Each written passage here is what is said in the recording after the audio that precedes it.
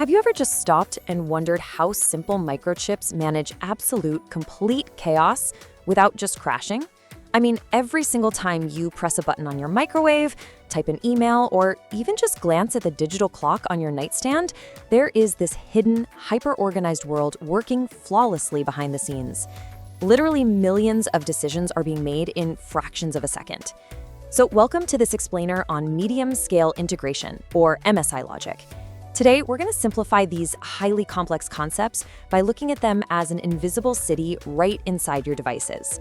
We'll explore the traffic rules that govern the streets, the translators who process the mail, and the emergency response systems that keep our modern technology from just breaking down completely. Let's make the invisible visible. Okay, so here is the roadmap for our invisible city today. First, the rules of digital logic. Second, translating data with decoders. Third, reversing that data with encoders. Fourth, the priority triage system. And finally, 3 immediate practical applications you can use right away. Section 1. The rules of digital logic. Every well-functioning city needs fundamental laws of physics to operate, right? Well, our digital city is exactly the same.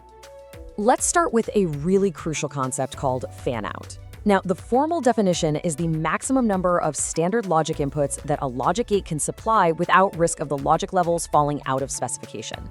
But let's actually simplify that. Imagine a teacher speaking to a classroom of students. If the room is small, maybe just a few kids, everyone hears the lesson perfectly. But if you keep adding dozens or hundreds of students to that exact same room without giving the teacher a microphone, eventually the people in the back won't hear a single thing. The signal is completely lost because the source is overloaded. In our digital city, logic gates are those teachers, and they have a strict physical limit on how many students or inputs they can talk to at once before their voice just gives out. And that brings us to a very important hard boundary number in standard digital electronics: 10. Most standard TTL logic gates have a strict fan-out limit of 10. That means one gate can drive up to 10 standard inputs safely.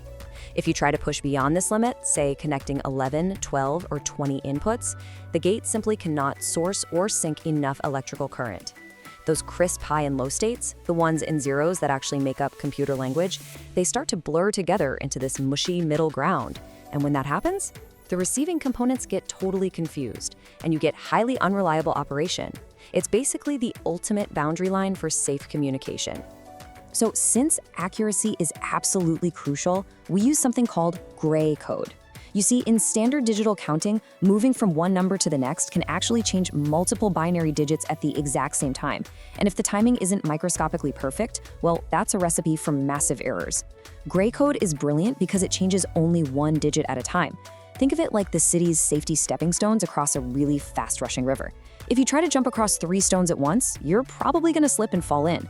But by only shifting 1 bit per step, this elegantly assists with error correction, making absolutely sure our digital messages don't trip over their own feet.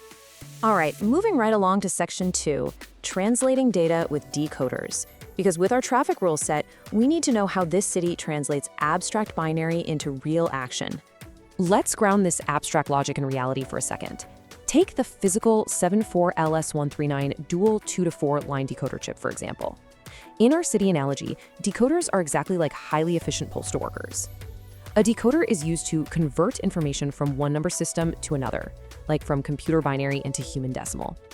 It takes a binary code, which is kind of like a digital zip code, and accurately routes it to one, and only one, specific output house. If the binary input is 0, 1, the decoder knows exactly which single output wire needs to be activated to deliver that message. It's the vital link translating machine language into targeted action. Which brings us to section 3, reversing data with encoders. Communication is a two-way street, right? So if decoders unpack information, how does the city package it back up? Well, this is where we see the dynamic duo of MSI logic. We have our decoders taking binary and converting it into decimal. But then we have encoders doing the exact reverse function. They accept a number of active inputs and generate a compact binary code corresponding to the state of those inputs. Imagine you're standing at a 10-number decimal keypad on a secure door. When you reach out and physically press the 7 key, an encoder instantly springs into action. It translates that physical button press into a neat, standardized binary package that the computer brain behind the door can easily understand.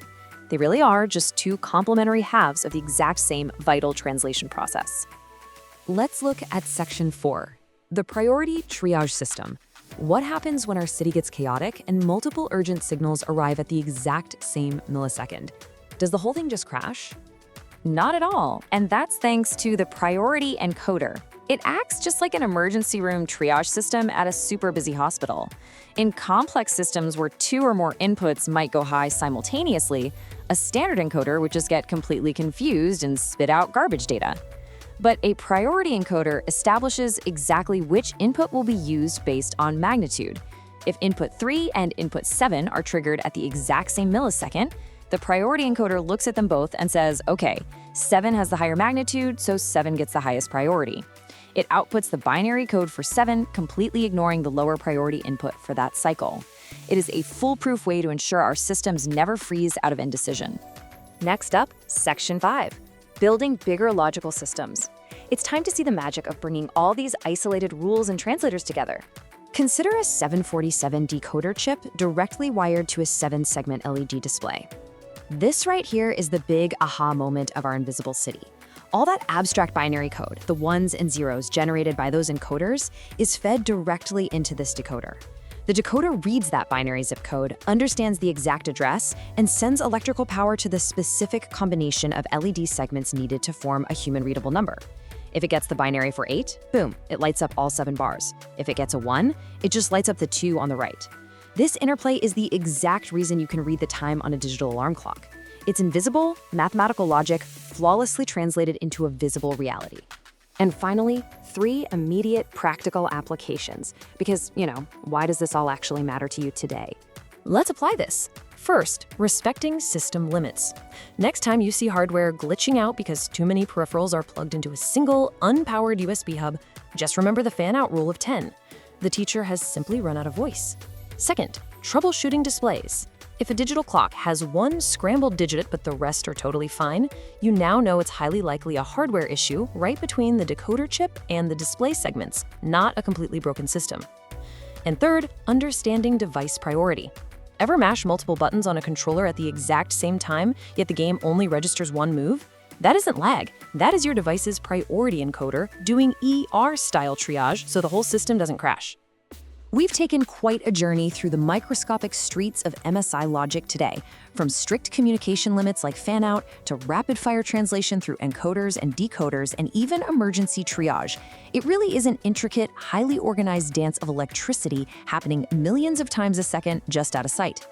So the next time you look at a simple digital clock or punch numbers into a microwave, ask yourself, what invisible logic is actively translating its reality?